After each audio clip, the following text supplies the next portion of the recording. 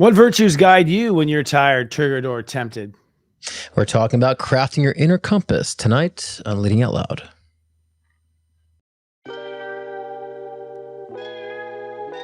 I don't just talk stuff and repeat stuff. I'm living this stuff. And you can thank me for covering your astro. Leading out loud. Leading out loud. We're leading out loud.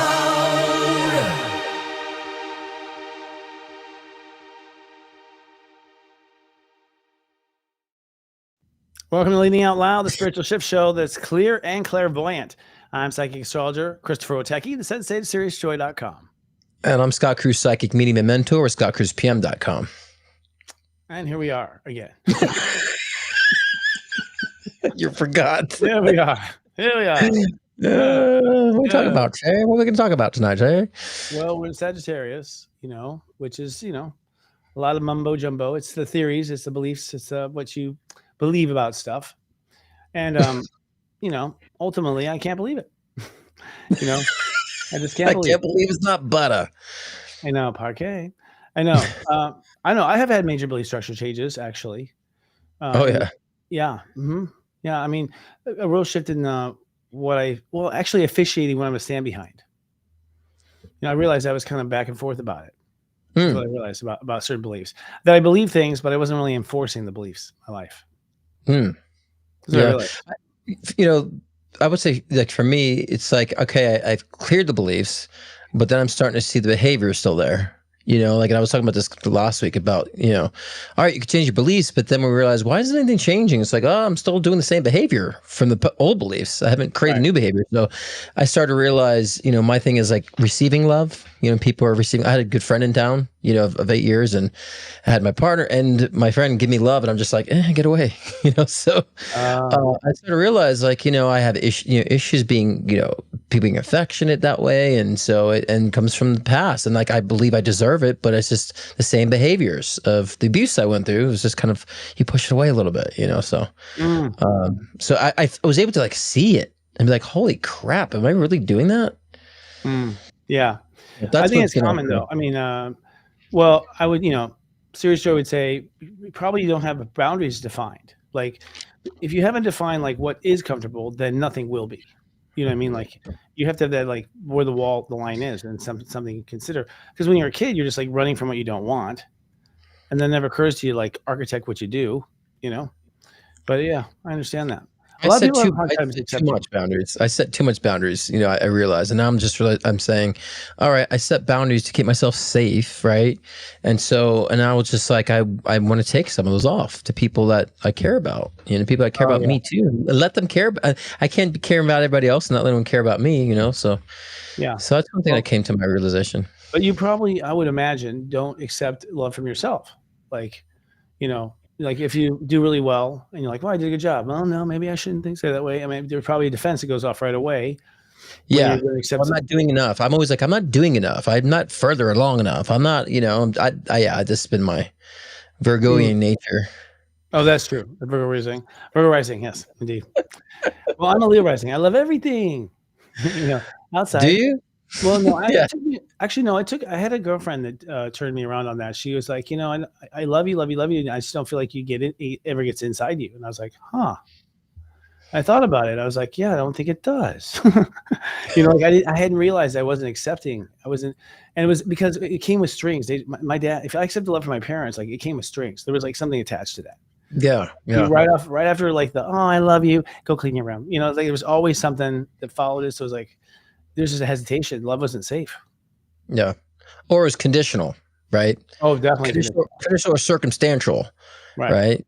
And so, yeah, I mean, and I had a lot of confusion too with the love. And so I just I always had to give it, I always gave it and gave it and gave it. And, and so to where it make me uncomfortable, like, oh, well, I don't want to make them uncomfortable. So I'll make myself uncomfortable, so I won't say anything. And it wasn't until like 4 or 5 years ago when someone like inappropriately touched me, I was like, before I'd be just laugh it off. And then I'm just like, don't put your hands on me. Don't touch me there. And it's like, I don't care if they're uncomfortable. I'm uncomfortable, So it took time, for me to realize that, to, say like, I can't be appeasing everybody, all the time. And so, and that's not loving ourselves, because then we end up like blocking ourselves off from like people who really do loving us. Right. And people who really do want to be affectionate, and, then we deprive ourselves of that. Because then I put up boundaries and walls, and then you end up blocking the wrong people.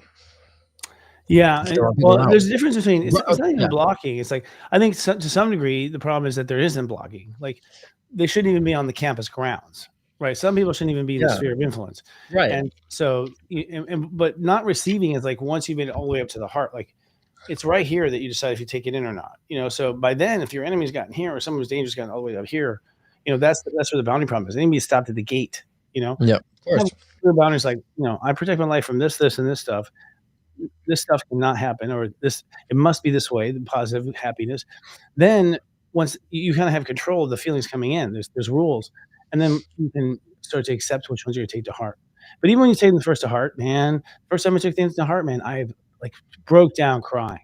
Heart had not had anything. I hadn't taken anything to it in so long. It just like was like a starving child. When I finally, like, and I don't even remember what the episode was, but I do remember the breakthrough. And it's funny, as a light worker, it's funny because not so long ago I was breaking down crying. And it's like, when you are a light worker, it's like you're going through the being human and crying, but at the same time that you're a light worker inside, it's like, well, this is a blah, blah, blah, blah, blah, blah. Like, there's still that side of me, the philosophical side, that's like talking me as sensei through the whole thing, which is kind of annoying. You know what I mean? Like, because I do always know what I have to do, that side of being, But what I came down to is like, I haven't really just like decided to just follow what I believe about myself. I've never just given my help 100% to just what I believe about myself. I've always been trying to make sure it went along with other people's beliefs. And now I'm at a point where it's not even about them or me. It's just like, I realize now how the matrix works. It's like other people's beliefs don't even matter. Well, that's the thing. Yeah, they interfere, if anything. And a lot of ours interfere. They interfere, and it's like, then because you could always find people who have this similar expression as you. I don't even like to say beliefs anymore. I like to say expression. Because the same thing. I feel like I had to present for people the way they wanted me to present for them, because it was always an issue. Some sort of. And I'm like, at this point, I don't give a fuck as an issue.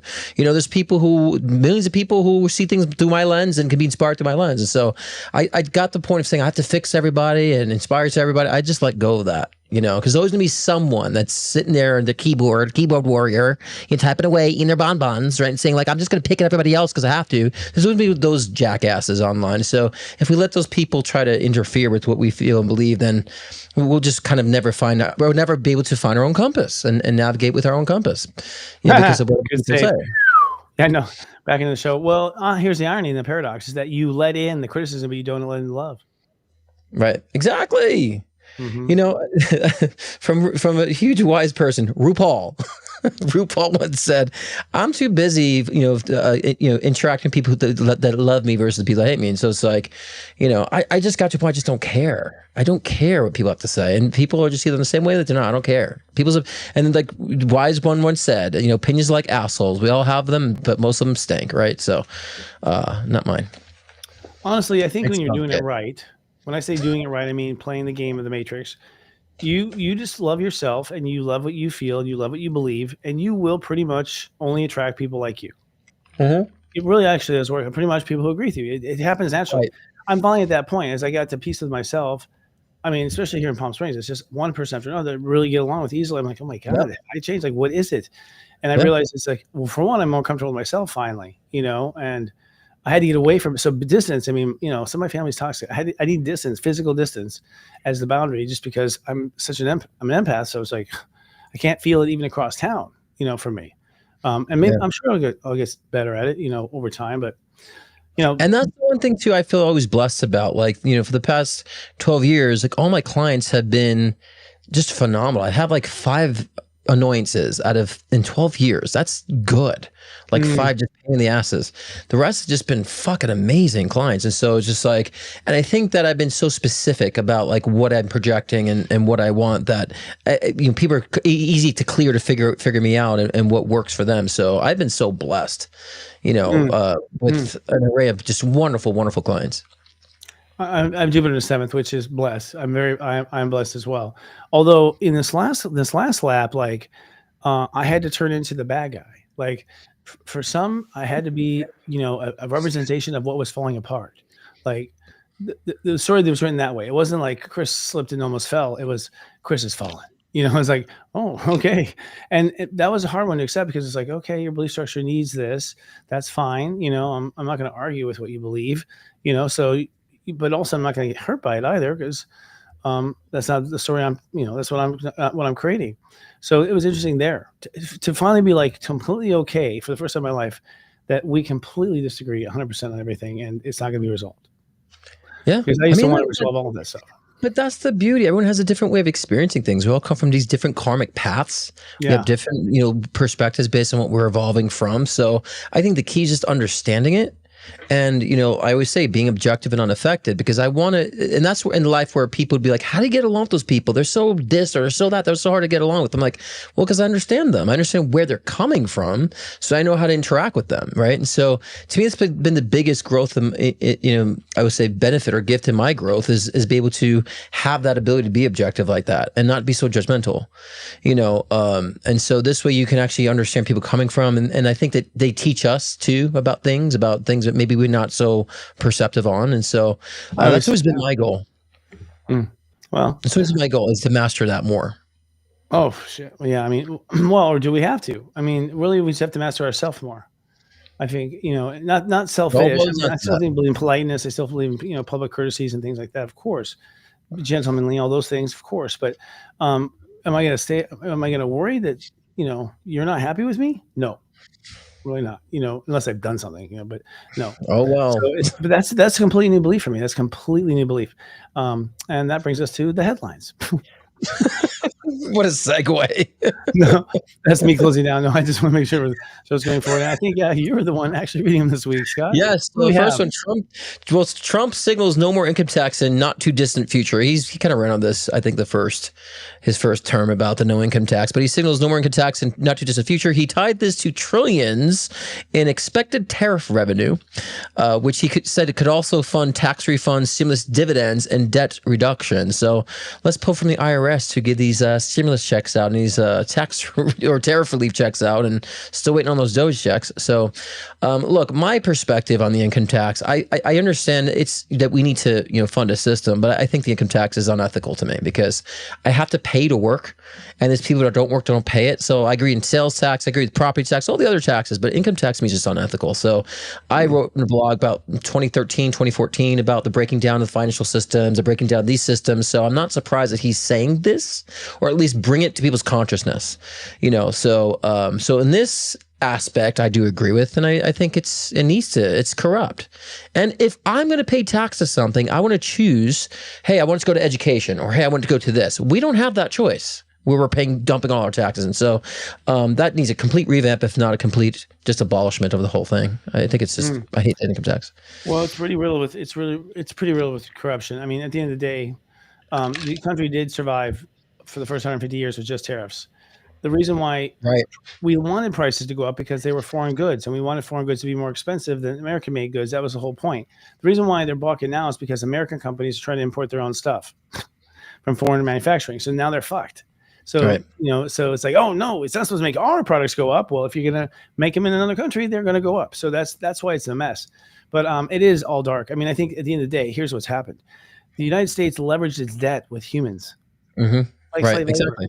We have 100%. Leveraged our debt with humans. That's what income tax is. It is basically enslaving us in a tax now instead of other things. Everyone now is taxed. Everyone is enslaved in that sense.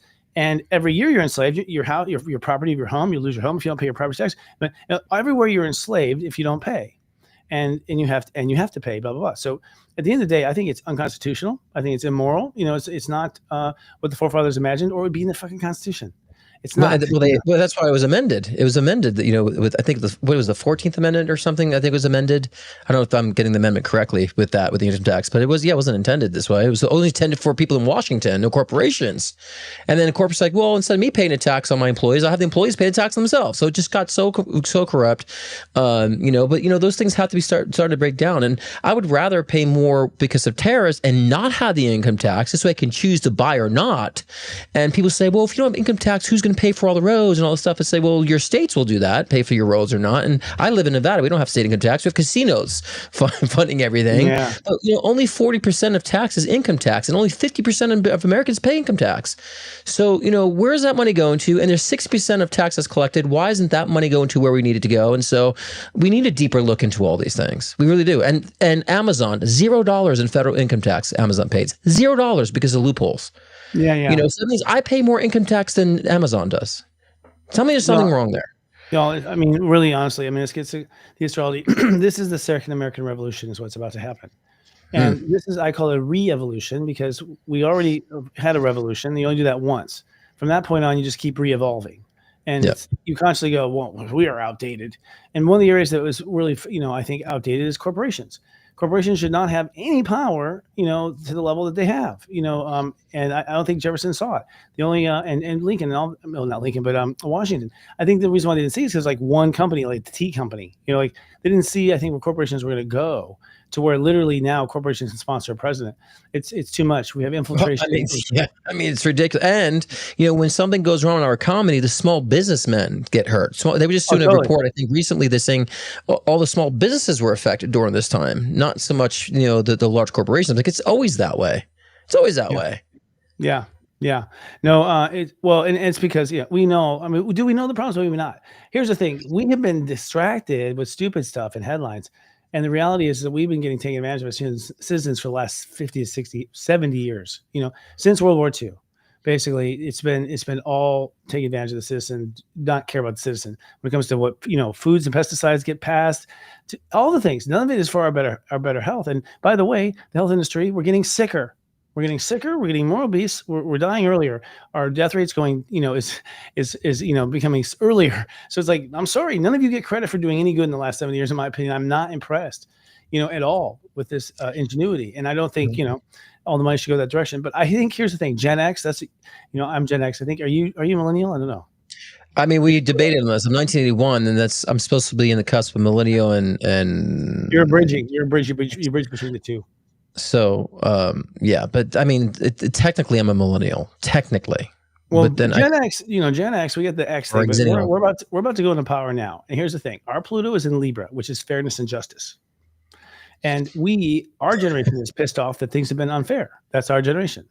And same thing millennials. Yeah, same thing. Well, these older millennials, because we've been fucking shafted for so long because of our previous generation. So I'm with you. At least the older millennials are with Gen. Well, millennials have their own fight, which is like, millennials fight is like, who the fuck are you to tell me? They're Pluto and Scorpio. They're gonna fight a different fight than I fight. I don't want to fight that fight. I'm glad they're gonna do it for me. I'll argue that it's not fair. Let them say, let them be the one to draw the final line. Then my son's generation is going to draw the final belief structure. Like, we ain't believing anything. I think my son's the ones who are rejecting education. They're like, we're not going to college. Are you crazy? My son's like, I'm not going to college, Dad. It's outrageously priced. He's completely rejecting Sagittarius, which is where we're in now. Yeah. So it's interesting to see. It's all a rebellion.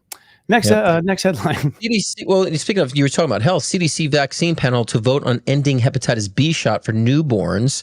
The meeting's outcome could reshape U.S. immunization policy with ripple effects on supply chains and global models. What do you think about this? Isn't hepatitis B a sexually transmitted disease? Hep B. Where's a baby getting Hep B from, or Hep C? Well, maybe Hep B. I don't think it's just. I don't think it's just sexually transmitted. Let me just double check on that. Let me see the most common way of Hep C or Hep B transmission. Needle drugs. I think isn't Hep C that the sexually transmitted? Definitely the one. Yeah, with the actually, let's say the most common ways Hep C is transmitted are through unprotected sexual contact. Oh, there you go, sharing needles and other drug injection equipment and other form of infected mother to her baby during childbirth. What about Hep B? So that's Hep B. No, that's Hep B. That's what they said Hep B is. Okay. Yeah, I was reading Hep B. So in a case, so if I would say if the mother has Hep B and is going to pass her child, then that makes sense to give the child the immunization. But the child's not going to have any sexual contact or sharing needles at any time soon. So I think it would be safe to say perhaps we don't necessarily need that for newborns, you know, in that sense, you know, because if that's the most common way it's transmitted, right? And so you're horn around your mother's womb. You know, like, I think the less we have to inject in our bodies, the better. You know, at a young age. Well, yep. So I think this is all building to a head. This is what it's really about. In the beginning, there's going to be a burst. We'll talk about this in the astrology, but we can talk about it now. But there's going to be a burst that people are going to be, I think, distracted with their frustration at first, and they'll think it's something else. But then they're going to slowly realize, no, it's actually this, that everything, at least in the United States, is not good. Right. I'm not saying it's bad. I'm saying it is not a representation of our potential whatsoever. Yep. Next headline. Interstellar Object 31 Atlas to make closest approach to Earth in December will be visible to amateur telescopes in constellation Sagittarius. UN confirms planetary defenses will observe through an atlas as it races through the solar system. Races, huh? Are we really giving this so much emphasis? Well, I know. There's a lot of emphasis on this thing. Well, no. I mean, it feels, you know, pushed. It feels like a push story. It definitely feels like a push story. All stories are pushed, actually. Yeah, but what is it for? They always say it's, you know, someone's saying it's a distraction. Well, we have a lot of distractions to choose from these days. You know, like which distraction wins your fancy? I agree, it's a distraction. You know, everything is a distraction. But from, you know, I personally feel, I'll just keep saying it. I feel it's a spaceship that died. You know, that has dead. I believe there's dead bodies floating in that spaceship, and that spaceship got caught in a conscious river that like flows through the galaxy we didn't know about. That's my personal. Like I said, I feel like it was like a spaceship turd floating around in space. Yeah. But you know, I think that again, they're observing it. I mean, as they should, because perhaps they can get a lot of information if they were to be able to somehow monitor that or get a piece of that. So I understand the need to want to know what it is, you know. And so, but the good thing about this is that I think it's giving us conscious awareness about extraterrestrial space, outer space life. So I kind of enjoy the fact that they are kind of dragging this out a little bit because it's making people, it's reminding people there's more outside of us, there's more outside of Earth, right? Which I think is preparing us for other things outside of Earth that will come up in the future. You know, which I find a lot in 2026. 2026 to be like introspective innovation year. I'm going to do a huge forecast about that, but I'm excited actually about 2026. Yeah. I don't know. I feel like it's moving way. I feel like they've always moved too slow with us when it comes to information. I feel like they treat it like total calves. Right. You know, we can't handle too much too fast and whatever. Yeah. You know, it's way too. Sorry, it's way too slow. Mm-hmm. Yeah. So, anyways, next up. Trump claims he will. Is this one? Yeah. Trump claims he will nullify executive orders Joe Biden signed by AutoPen. Asserts 92% of Biden's orders illegitimate. Targets 162 executive orders. Why? What's AutoPen? Is that like a DocuSign for presidents? Well, he's what is that? Because he's basically just kind of Biden just kind of just signed his signature. It's without looking, just kind of just sign. You know, it's just kind of this AutoPen analogy. You know, I'm not surprised. I mean, you know, I'm not surprised Trump would do that. To be honest with you, I think that is something he would do. At the end of the day, after they went after Trump for the stolen classified documents. You knew you were going to get something petty back for that one. You know that, right? Like, you know, it's those things like he's going to get equally petty back at you, like, you know, like kind of thing. Because apparently, what I would like to see, wouldn't we like to see what exactly he's going to, I would say, nullify? Like, I want to see the exact order he's going to nullify and what he's going to do in return. I want to see the signature, you know? Yeah. Well, it brings up a question. How important is the president's signature anyways? Like, I think it is important, personally. Mm-hmm. If you can't sign your name, you shouldn't be in the job. You know, if you can't, I bet he could though. I think he was just having fun, or whatever, in his Scorpio way, Mr. Biden. Yeah, Kristen says, yeah, it's like DocuSign. It's kind of like just kind of autofill it. Yeah, just like and just like puts in these like crazy cursive letters of Joe Biden. Yeah, you know? Right. That's crazy. That's horrible. But you know, we're never going to have with biological imprint stuff like now, fingerprint, like everything now is being like your fingerprint, push your fingerprint to sign. You know, it's like everything in my house, you know, on my keyboard with my face alert. So it's like, I don't think we'll ever have a signature again. I mean, it's going to die. Yeah, I mean, today's generations don't even know cursive anymore. They don't even know how to write scripts. So it's like, yeah, maybe I feel like it'd be obsolete to even write anymore. Well, yeah, that's the thing. We're not even But is that bad? Because we don't do hieroglyphics anymore either. So it's just like, it's just, we're just evolving. Will we need it? I guess, Christopher, the question would be, do we need to write in signature anymore? It's, I don't know. I think there's something about, it's an artistry. It's your mark. It's, well, I mean, I think to some degree, like, think about it, it's your power of attorney. It's a lot, and it's proof that you were there, and handwriting analysis people, which I've known some, we have one named Sandra works with us, they're very good. They spot it. They can, I mean, those who read it and they know it's fake or not fake. Like, so it's an art that I wish we'd keep. I mean, I agree. I mean, I think they'll always be around somehow, but who knows? But the next one is quantum technology is beginning to move from research labs to industrial deployment. Major investment from countries and companies in hardware, building networks and large scale facilities. Yep, they're building Skynet. They're building Skynet. They've been working on quantum computing and quantum technology for so long. They've been talking about it for so long. So I actually think that's where AI really is, to be honest with you. It's just like quantum computing with AI, pulling from different aspects of, reality. And, like you remember you talking about the other day about how we're just like, we can create a scene, it just creates the scene out of the ethers. It's like, it's quantum computing, Yeah. So we already have that. So, yeah, I can say, well, no, I mean, obviously, look, every time I get an OS upgrade, I need a quantum computer for an iPhone. So I'm sure, Apple keeps making me buy quantum computers for iPhones. I'm sure we need quantum for AI. You know what I mean? That's just Apple intelligence, where it's studying me on its own and not telling Apple, except at night what I do, kind of thing. I don't know. It's interesting. I think we're just going to always see it just go, flopping forward. I had heard, that story last week about putting them out of space. That was interesting. Putting the data centers in outer space. That was interesting. But say one more time. But putting data centers in the outer space. Last week we had in our headlines, we had putting data centers in outer space. Oh yeah. Oh, totally. I mean, totally. But I think I honestly think we're going to see a lot of that in 2026. A lot more of that, evolution, that destruction and production, and so I'm seeing a lot of outer space, innovations in 2026. A lot coming to fruition. Well, I mean, if you just use AI, and we'll leave it this, it's like you use AI just to like do one thing, and you see how much faster it makes your job. You realize how fast the world's going to get on speed up. It's like everything's just, we are going to be Jetsons by the time, by the time we get a genetic shot and we're not old, Sure. Yeah, I mean, cure, I personally think aging is a disease that we have, a genetic disease. I don't think we're supposed to have it. Well, I mean, I don't want to be here forever. So age is a good, wonderful thing, because at some point I want to move on and experience another life. So to me, it's also a blessing and a curse. From what I understand, the building, the human body is about 120, can last about 120 years. Yeah, 120, 150. Yeah. I think there's people that are living beyond, around that time in other third world countries. I've seen a statistic of that. Apparently, can't remember the name. Yogananda's, Babai, like his sensei basically is still alive and bouncing around India. Yeah. Baba Ganesh or whatever. It's kind of interesting. Babajai or something. Yeah, that's how you say it. Babajai. Still jumping out of woods and scaring kids. Boo. Yeah.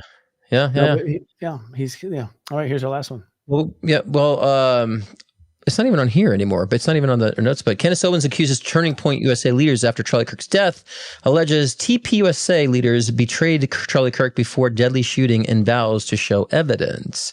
Well, I have to say, you and I both said we thought this, shooting was CIA related. So we understood this is kind of a setup. So I actually find Candace Owens to be kind of more on the mark about all this. I don't know exactly what she's been saying. I've heard bits and pieces of this, digging for footage and all that. So I do believe there's a tie with, I'm not even going to go deep into this because I don't want to cause any conspiracy, but I do feel like in that direction there is a conspiracy about this death. So I think she's on the money. She might be wrong about a couple of things, but I think she's in the right direction. No, I felt it from the very beginning, and me too. We both said it. We both said it here, actually, you and I. She's right. You know what? I'm proud of her, actually. I'm so proud of her because she is one of the few strong characters out there, period. And I love that she is African-American and I love she's married to a white guy, and she's like, oh no, you did not just do that. Like that's what I love about African Americans. They do have some attitude. I want them to go out and talk to some of these fuckers for us because they can handle it much better than I can. And she's just like that. You do not want to piss her off. You do not want to piss her off. You know what I mean? Like, and I respect that. I respect that so much. So I don't know. They're not going to kill her. I mean, that would be stupid. Well, I think they're trying to. The French leaders or French and Israel leaders, I think, are going after her or something. She's claiming that they were trying to assassinate her. I think I heard so. Because she's speaking out, But who? Yeah. I mean, who knows? I mean, she is going against the bar on this, But well, no, I think actually there's a lot of this stuff stinks there, y'all. We all know it. It has nothing to do with the religion. Nothing to do with the religion. Let me just put you that. Don't be fooled by that. It is a government. It's a government. It's exactly. I just want to concur. I agree. It's when we talk like Israeli, we're talking about the politicians. The government. Yes, exactly. Elected officials or non-elected officials, whatever it was. Right. Yeah. And by the way, all governments are on the hook. I've said this before. Here's why we don't want aliens landing, because aliens are going to call our governments out on their shit. I mean, they're going to expose our governments, and that's why our governments don't want them to land. Yeah. They'll be like, we gave you a Kyoto Council in 1930. Mm-hmm. You know what I mean? Like Roosevelt said, thank you.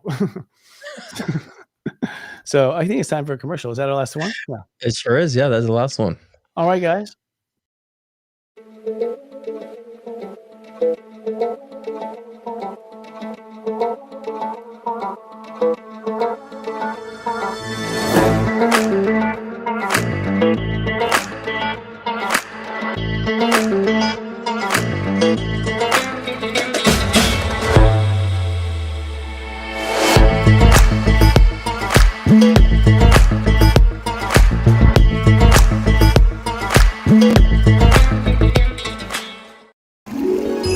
Happy holidays! I'm Sanandra, founder of CT Organics.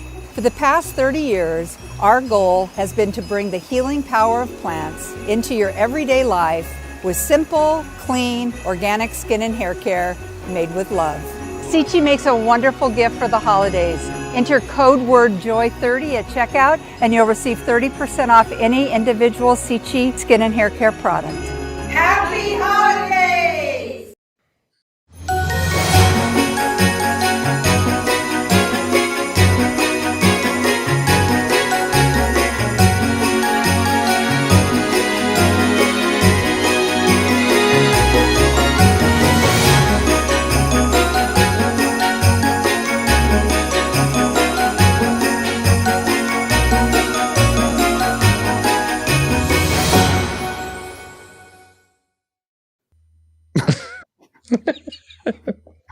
No, actually, that's yeah. First of all, CT's amazing. You guys, it makes a great gift. That's a great commercial. We guys did the commercial. Looks fantastic. Actually, yeah. So proud of her. And also the the grapeseed oil is amazing too. Yeah, actually, as far as we're trying to advertise things that are good for you here. Serious joy. And I'm glad. I mean, especially focusing on oils. I mean, we've been hearing a lot more about the seed oils, so I'm glad it's becoming more prevalent in our community. So it's very important, because a lot of people think it's sugar, carbs, or fats. Like, no, it's the kinds of. It's more about the oils too. And so we have to stop doing. Why? It's because they soak the oils in chemicals. They soak the seeds in chemicals. They soak it all in chemicals. Just like with decaf coffee, they soak it in chemicals. If you soak it in chemicals, throw it away. You know what I mean? At that point, throw it away. You know what I mean? That's the problem. And so when you cold press it and smush it, basically, instead of, you can bring the extract of the oil out by pressure instead of by chemicals. And that's what's so amazing. Right. Yeah. Exactly. Yeah. Apparently also cleans up stuff in your blood that's already there. So, and see, that was a propaganda for me. First is like, oh, sugar's the devil, fat's the devil, all this. It's like, no, we need the right kinds of it. We all need sugar, fats, and carbs. It's all what we need in our system. So that's where people getting confused by, you focus on sugar-free, you have all these chemicals. You focus on fat-free, you get all these chemicals, right? And so that was the propaganda. And so, I can go on a soapbox about that one, but I think we shall not. We'll get into the zodiac weather instead of that soapbox, right? Who does that? Who does the zodiac weather? Oh, that's me. Well, we've got a killer full moon coming up, y'all, here in the next 24 hours. It's going to be step 13 Gemini, opposing the sun at step 13 Sagittarius. And what this is a revolution, so to speak. The United States is a 13-degree Cancer, for instance. We were born in a revolution. 13 is when you realize that you're not going along with what your heart believes. That's what 13 is. 1 is the heart and 3 is belief. So once you do go with what your heart believes, it usually goes against what a lot of other people want you to believe. And that's where things start to shift. So this full moon, I think, is going to have quite an impact because it squares the nodes, the north node and the south node. North node at Pisces, 13 degrees, south node at Virgo, 13 degrees. So we have a square of the sun and those 4 points. And when you have a square at a multidimensional degree, basically all 4 corners of the sky are all entangled together in a quantum entanglement. We don't know what will happen. Certainly, actually, I mean, what we suspect at Serious Joy, our astrologers, we feel like this basically a major quantum field is kind of opening around the Earth. Well, what the fuck is that?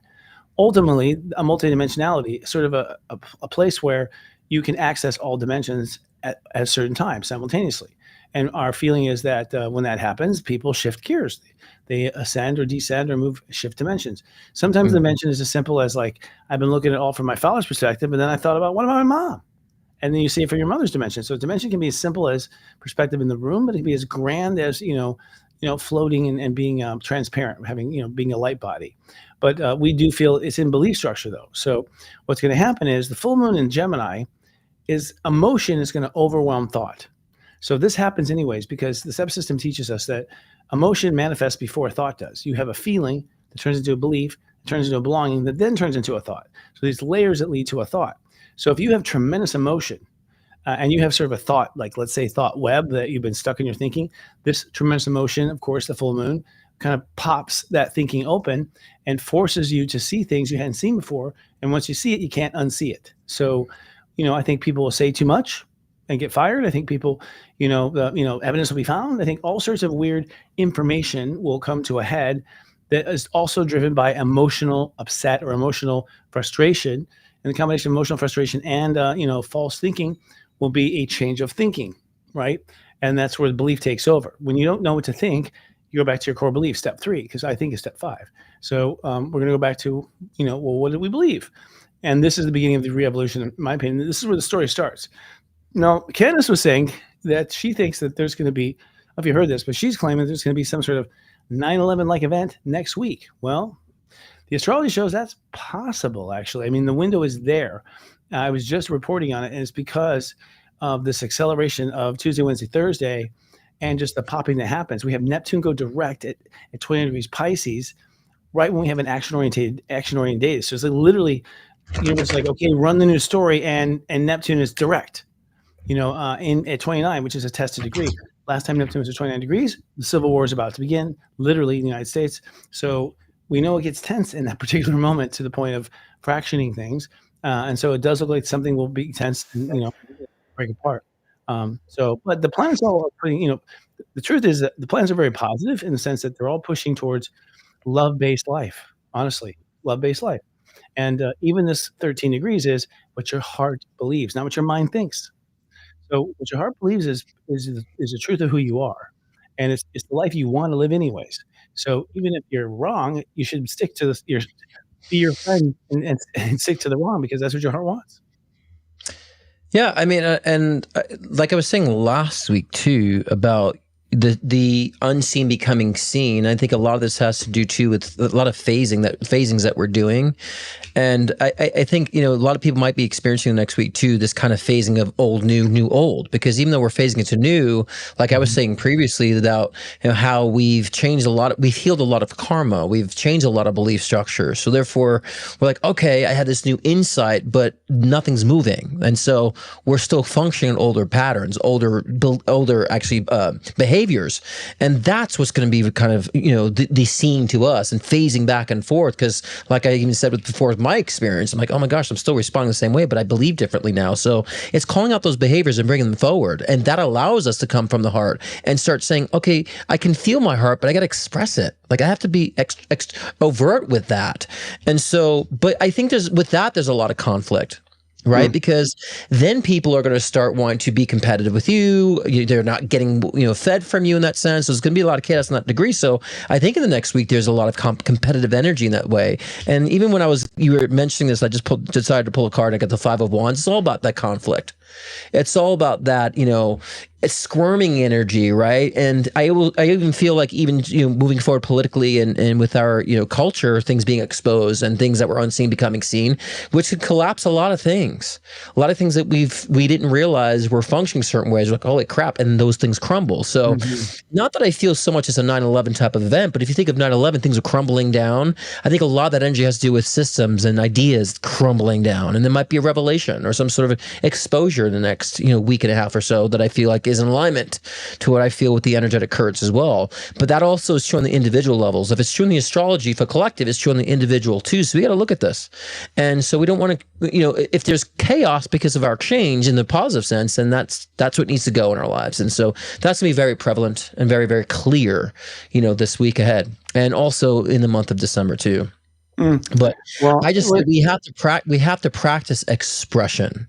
We have to practice, how am I expressing? We have to be conscious. We have to teach ourselves this, because that will allow us to get ourselves in a different paradigm, not so much on the autopilot energy. We have to practice how we're expressing, how we're behaving. That's very important for December. I think, I agree. There's no question. I think we have to listen to our fucking heart. I don't think we listen to our heart ever. I don't think we ask our heart or consult our heart for anything. You don't even ask for, even when you're shopping, do you get your favorite? No, you maybe get the cheap one. So as long as we're going to keep ignoring our heart, which is our creative, most magical side, we're doomed. We have to listen. It has to be included into the equation. And it's so freaking simple, which is why we're teaching mastering self-love. But seriously, there you go. I honestly threw the class in because I'm like, oh my God, in April, from what I can tell, in April, shit hits the fan. And I realized, we haven't prepared our viewers. We have not prepared our viewers for how to hold the love vibration. I mean, remember COVID. If you could get before COVID, if you could go back in time and get before COVID, what would you do to prepare your audience, right? And for me, I'm like, well, you know what? I would have gotten them in their heart. I would have got them a little bit more confident about listening to their heart first as their primary source of information. And so I had a wake up call like a week ago. I'm like, oh crap! Here we have another event coming. I don't know if it's this week, but by April, certainly things are upside down. At that point, I don't want to go through, I want all of our subscribers, I want people who are with us to be able to live in their heart and not get hurt by it. Again, we started the show off where you take, you're taking things personally that hurt you and you're not accepting the love. Like, that's where we're messed up. Yeah. Well, the thing is, that's the constant message, loving yourself. But the problem is there's the variables and obstacles that prevents people from doing so. The beliefs, the patterns, right? That kind of filter and distort us from even knowing what our heart, because how many people you have that you see with clients, and I have a lot, that they don't even know what their heart is. How do I know what my heart is saying? And we have to take a step back and say, what do you feel versus what you're thinking? Is what you're thinking what you're feeling? So there's a lot of variables that people have to practice in order to get there. So underlying current is always following your heart, right? But just so many people have and I understand it, and you understand it too, because you've been through situations and challenges in your life too that blinded us to understand what the hell that is, And so, but yeah, I mean, that is the undercurrent of all. It will always be the undercurrent of the spiritual, message. Well, but I think it's a secret to all of life. Honestly, I think it's how God. Of course, did it. It's like, and it's not what we think it is. It's that I think, first of all, I have a Leo rising and Leo moon, and what does that mean?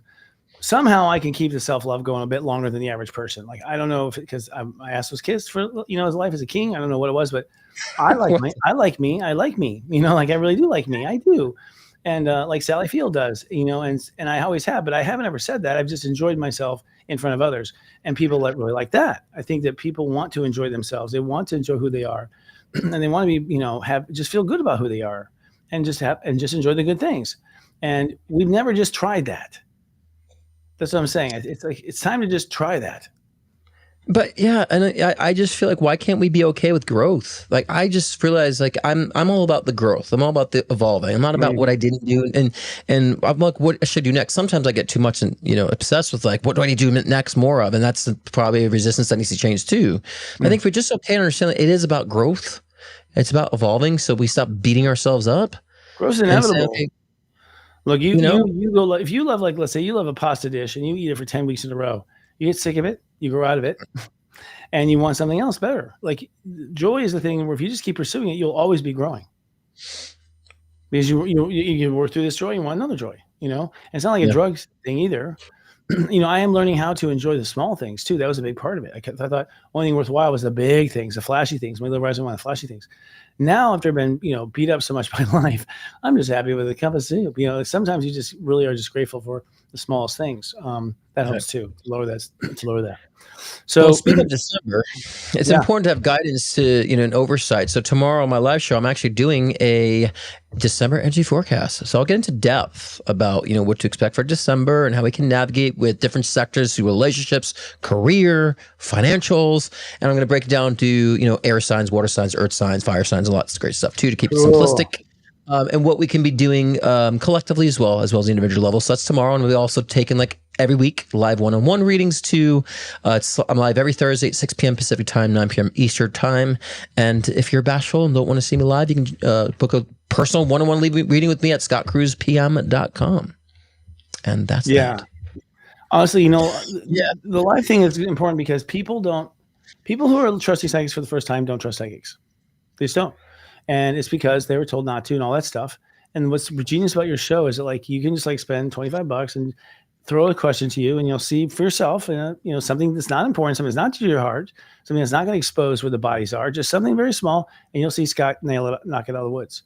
And then you'll be like, oh shit, this is real. I want to be a resource for people who maybe can't afford a full session too. And also, like you said, showcasing it, and I have to say, I just got accepted on Bob Olson does this psychic directory that's for exclusive, true, legitimate psychics.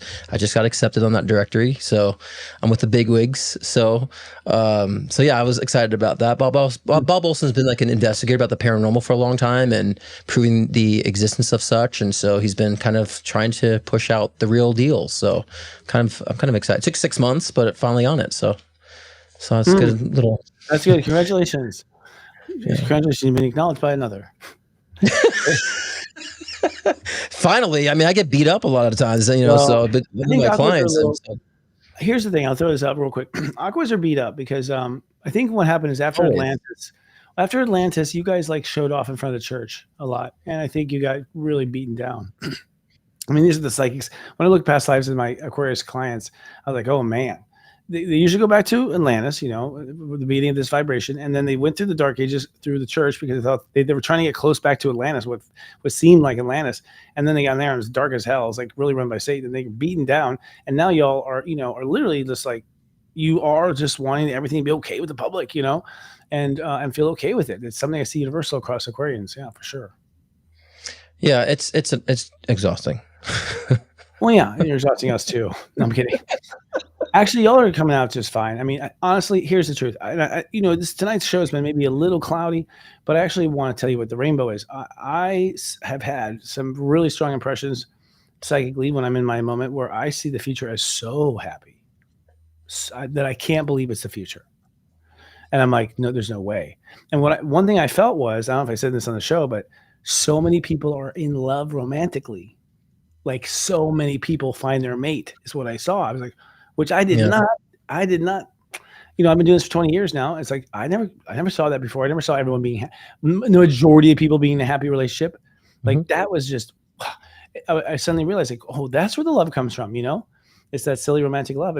Once people learn how to be in their own heart, you're going to have some amazing love stories out there, and it's really going to blossom. We've gotten to a very quiet, isolated, position romantically, everything. So many people who did not move on and find a second one, according to your karma, you're going to go through almost half the relationships in past lives that you're still hung up on before you meet the one. So it's we're all destined for 6 to 10, for the most part, if you're going to do anything from past lives, but I agree. I'm totally with you on that. I feel we're not here for Armageddon. I never saw that. You and I have always been in agreement about that. And I just feel a lot of these relationship challenges has been the past 3, 4, 5 years. It's because we're clear on karma so we can be happy. Yeah. So we can, get along with each other, right? Yeah. And all this fragmentation. So I'm this is, I was actually excited about the chaos because I'm this is going to end really well. The pendulum's going to swing in that direction. So we're going to be very content with that. Someone said here too about me being a feminist, that I should grow and be a feminist. It's who said I wasn't a feminist? I'm all about equality for all, women included.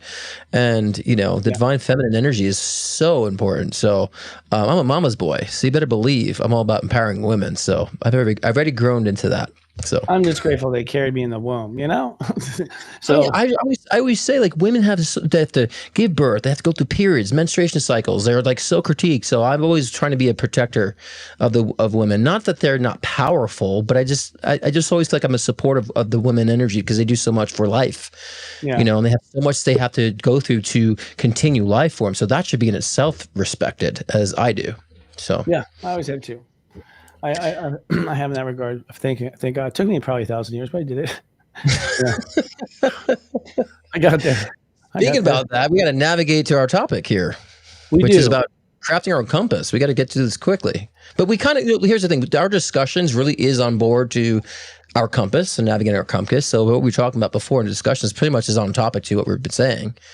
But what's the first part of doing so, Christopher? All right, so I know this is an opinion of someone's.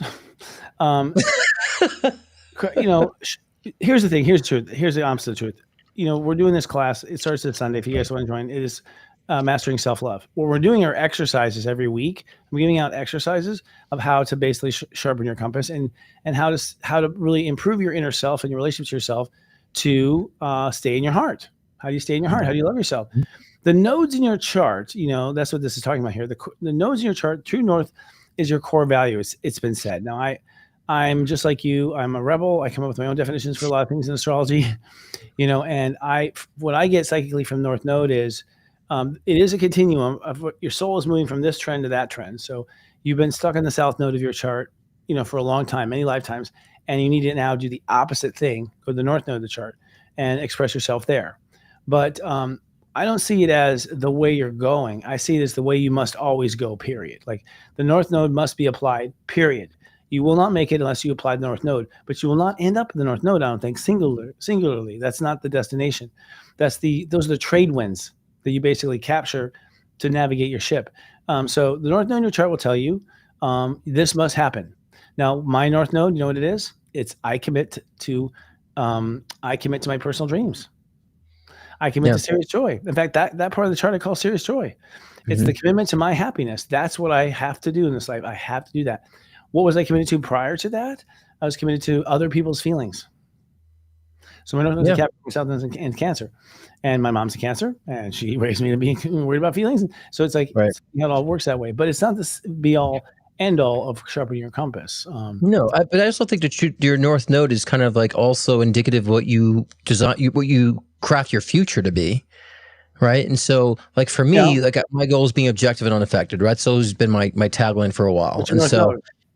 And so that's my North Node is making sure that every situation in my life is always catapulting me forward, right? And so that means I want to be the truest version of myself and honest to myself, no matter how uncomfortable it is, and breaking down beliefs, no matter how uncomfortable it is or how much I grasped onto that. So for me, it's like the fundamental truth of my evolution, as well as how it goes with the collective, is my North Node, and that's where I always say objective and unaffected. And so that keeps my passion within my work honest. That keeps my expression honest and real and true.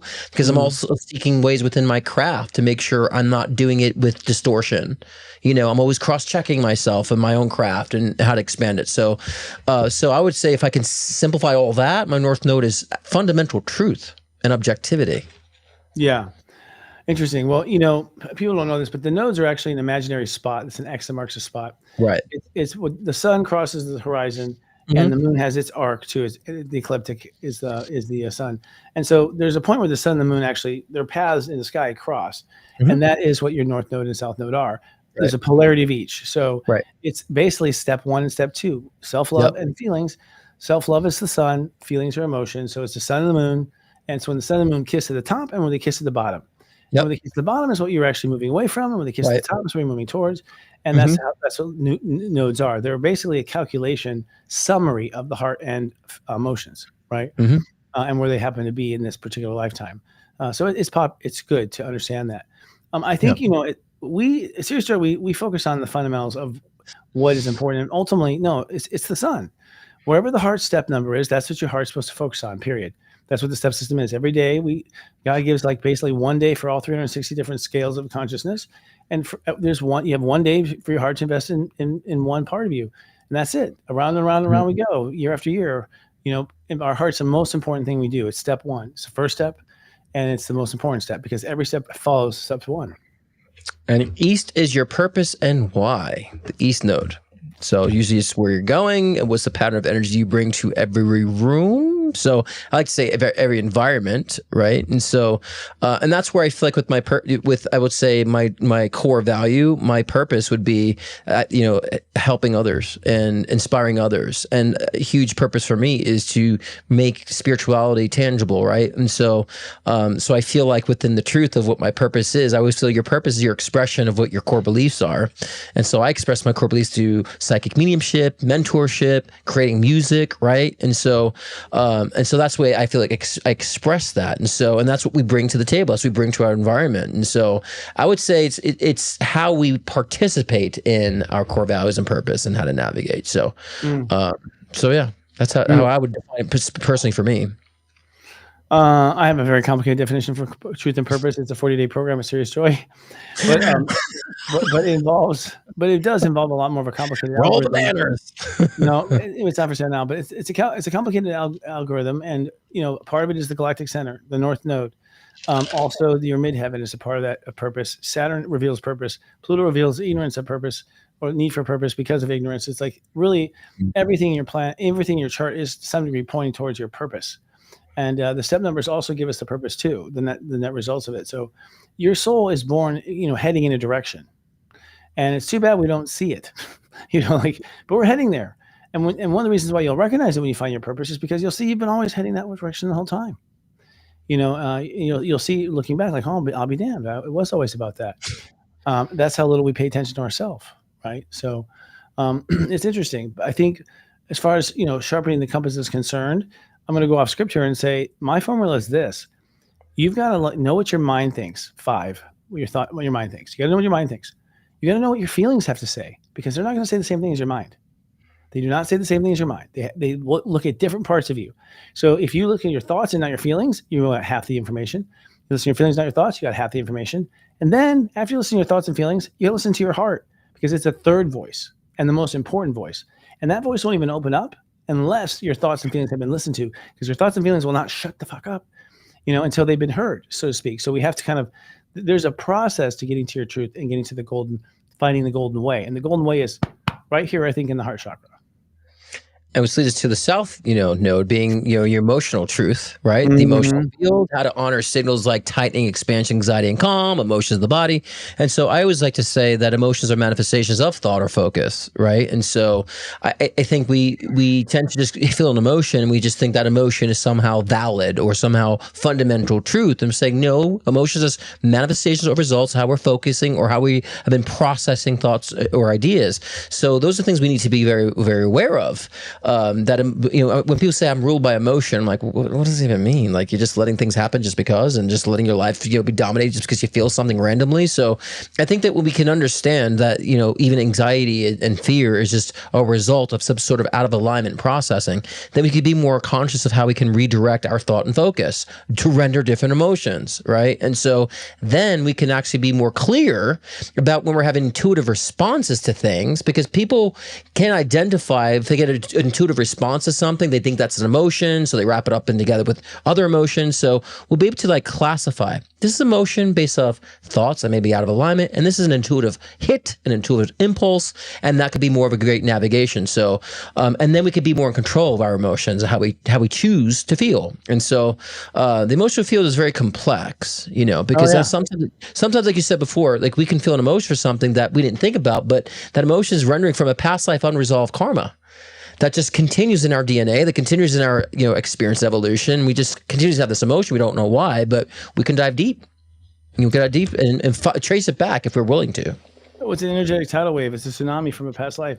If you're like, why me, God, why? And you die. Okay, so that why me stays in the matrix, and when you come back, that why me is joined to you subconsciously, and whenever you say why, you feel weird, because whenever you create a resonance that's similar to another resonance in another time, there's like a singularity there. There's, and so you feel in singularity all the times they hit that frequency.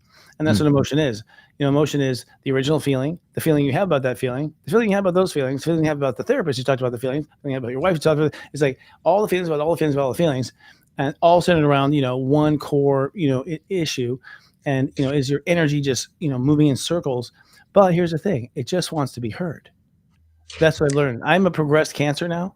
I have learned the way. I think I'm a step 8 Cancer, step 9 Cancer this year. Step 9 Cancer, which I'm that's cool because I'm in that 9. But I've learned, okay, here's what it's want. Emotions, they just want you to listen to them. That's all they really want. They do like nurturing and petting and stuff like that, but at the end of the day, they just want to be heard because they are a message or a complex message. It's the broadband of spirituality. You cannot fit that much information into a word, but you can do it into one feeling. Sure. And that's exactly right. Because every feeling has like an array of different expressions of it. And that's true. And that's why with the West, we have our boundaries and agreements, right? And so it's about the West is sunset, endings, closure, limits, all that great stuff to protect your direction, what energy drains you, right? What do you need to stop allowing? And so our emotions could be an indication of like, oh shit, I didn't realize I've been allowing this in. And so we have to allow ourselves to use, like you said, those emotions as messengers to realize I'm depriving myself here. I'm limiting myself there. I'm actually spreading myself too thin here. I'm degrading myself there. So these boundaries that we set for ourselves can be the completion to how we can continue to evolve and grow and expand in the right alignment. I always say we are everything because we're source energy, but it doesn't mean in this physical life we're supposed to express and be everything and connect with everything either. So we do have a specific pathway we need to be designated toward. And so our West helps to set those boundaries, parameters, and thresholds of such. Well, last point I'll make is the moon circles around the earth, and what it does is like it's just a radar dish that picks up on all your feelings and really gives you a full 360 of how you feel about everything. So, you'll say, I'm not going to be this way. I'm going to do this. And you feel like, and you go, no, actually, I don't really feel like doing it. I don't really feel like doing it. That's your truth. Your mind might try to get you to do it, but you don't feel like it. If you don't feel like it, you don't want it. And I think a lot of times we are just don't want to face that truth. So, and that leads us to happy endings. Yeah, but here's the thing, y'all. This is a big, be careful. Don't operate heavy machinery over the full moon. This is a full moon that you just don't want to be stranded somewhere. You want to be smart. I've already seen full moon events happening. I've had friends call me in the middle of the night in trouble. Like it's happening. People are going through their full moon experience when it's right for them. It's not always on the apex of the full moon. It's when it's right for you. And it is a bit of a crash and a reboot for even if it's all good. For me, it was like, oh my God, I've already had some of the realizations and I'm like, oh my God, what I'm about to do as far as change, y'all, I've never changed this much what I'm proposing to change. I'm not even going to put out in detail now, but I've never wanted to change as much as I'm about to change. Never. Not in one swoop. Yeah, and next week we'll actually be talking about breaking self-limiting beliefs too. So it kind of goes in a nice streamline of events in our shows. So we kind of talk about how to breaking those self-limiting beliefs. I actually did a show last week called Belief Detox. So check that out too, because I kind of get into that too. It'd be a nice preparation for our show next week. So check that out. And my live show tomorrow night, don't forget, 6 p.m. Pacific time, 9 p.m. Eastern time, doing the energy forecast for December and live one-on-one readings. And don't forget, I'm teaching Mastering Self-Love. You can go to seriousjoy.academy to purchase that class and be a part of it. You'll get 4 months of Serious Joy service, just 4 months. So I can send you text messages about your chart and who you are as we go through the process.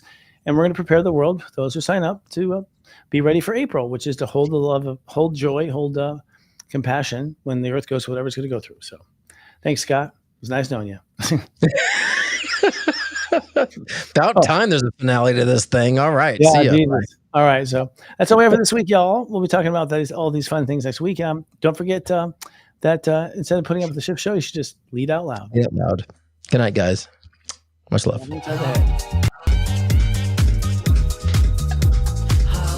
Yeah, man. According to Brock, Serious Joy is being shadow banned. Oh yeah, I've been shadow banned for a long time. For the past 2 years. I know, that's bullshit. We build a network and they block traffic. So I guess sometimes when you speak things that are controversial or true, they maybe just don't want to promote that just yet.